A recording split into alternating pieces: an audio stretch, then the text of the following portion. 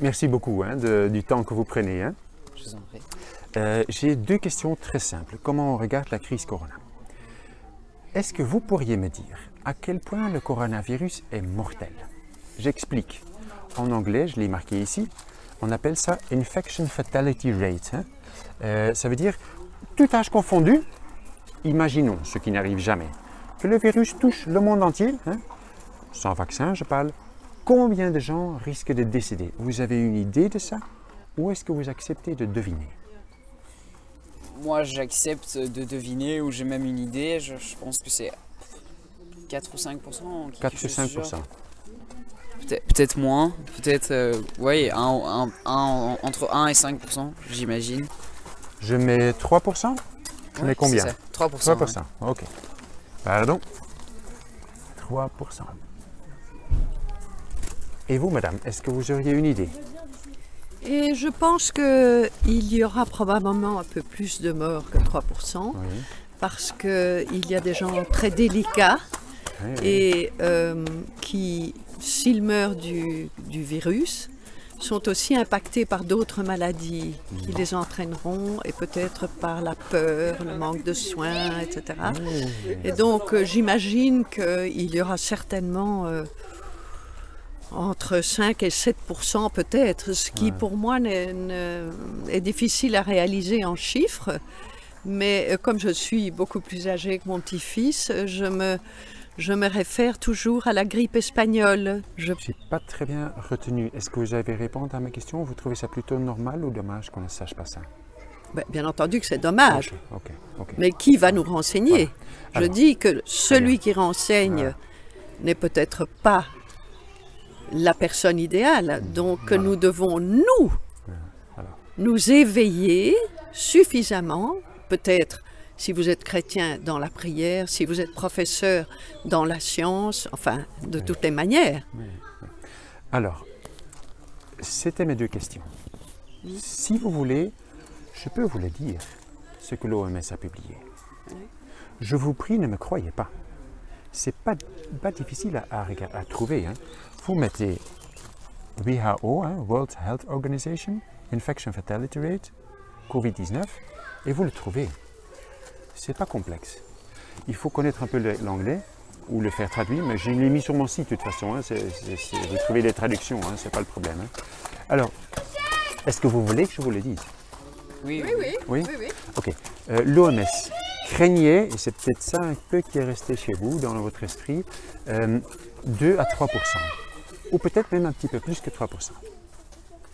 En comparaison, c'est pas si grave. Évidemment, ne me comprenez pas de travers. On ne veut pas que quelqu'un devienne malade ou fort malade, hospitalisé, encore moins qu'il décède d'une maladie. Ce n'est pas la question. Hein. Mais en comparaison, c'est pas si énorme. Il s'agirait plutôt de 0,23%. Là, c'est rien, tu vois. Oui, mais si c'est toi, alors je serais très très malheureuse. Et pour les moins 70 ans, si on rassemble tous les moins 70 ans dans la même étude, c'est de la mortalité 0,05. Tu vois, pas 57, pas 7%. Ça vous étonne? Ça m'étonne, non, c'est ce que j'entends aussi, mais c'est difficile de savoir la vérité. C'est difficile de connaître la vérité. Hein? En fait, si vous prenez la peine de vérifier, c'est pas trop complexe, mais les gens ne savent pas où aller chercher. Hein. Voilà. Et on a des sons tellement divers qu'on ne sait plus à qui ou quoi faire confiance. Oui, c'est vrai, c'est vrai. Alors, j'ai une petite question.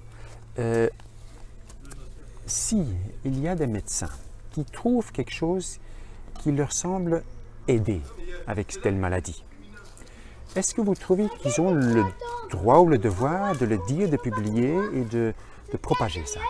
Je vois bien où vous voulez en venir. Comment? Je vois bien où vous voulez en venir. Vous voulez nous parler de certains traitements qui ont été écartés et qui ont été considérés par le lobby médical comme nuls, c'est ça? C'est pas ma question, c'est votre réponse. Mais ma question est, est-ce que, pareil avec les masques pour le visage par exemple, mais c'est à tout propos. Si un scientifique ou un médecin entend quelque chose ou voit quelque chose qui, selon lui, n'est vraiment pas correct. Est-ce que vous trouvez Absolument. qu'il a le droit ou le devoir de parler? C'est pas qu'il ait le droit, c'est qu'il a le devoir. Il a le devoir de parler et de dire ce qu'il pense et ce qu'il a découvert.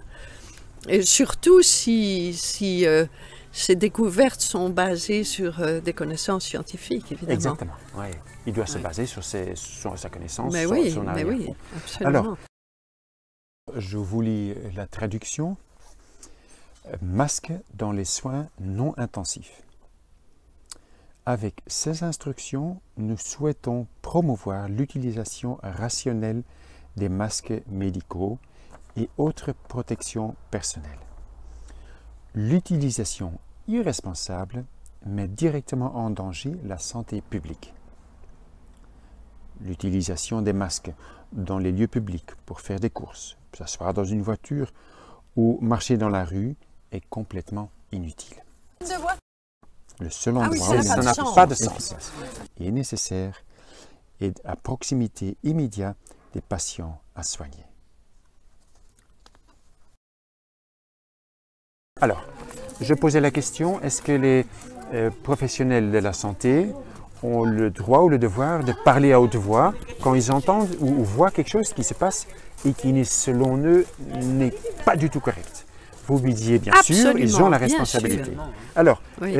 Ils ont fait cette fiche, hein, je vous la montre là, juste un instant, à la caméra. Oui, mais il faut tout de même admettre Oui. qu'on a constaté que le port du masque a protégé les gens de certaines maladies qui étaient peu courantes cette année. Par exemple, la grippe intestinale qui atteint tous ces petits-enfants adorables tous les ans dans les écoles était quasiment éradiquée.